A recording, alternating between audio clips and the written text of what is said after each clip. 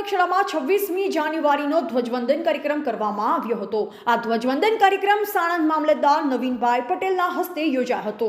આ કાર્યક્રમમાં દેશભક્તિના ગીત અને અલગ અલગ કાર્યક્રમ કરવામાં આવ્યા। આ કાર્યક્રમમાં સાણંદ મામલતદાર સાહેબ અને સાણંદ તાલુકા વિકાસ અધિકારી અને સિવિલ અધિકારી, રાષ્ટ્રીય ગણવેશ, પોલીસ અને લશ્કરી અધિકારી ગણવેશ અને પોલીસના જવાનો, ગામના સરપંચ નવસાદભાઈ મલેક અને ગામના તાલુકા સદસ્ય, જિલ્લા સદસ્ય અને અરવિંદસિંહ વાઘેલા અને ગ્રામ પંચાયતના સભ્યો, તલાટી કમ મંત્રી અને પ્રાથમિક શાળાના શિક્ષકો અને ગ્રામ લોકો મોટી સંખ્યામાં હાજર હતા।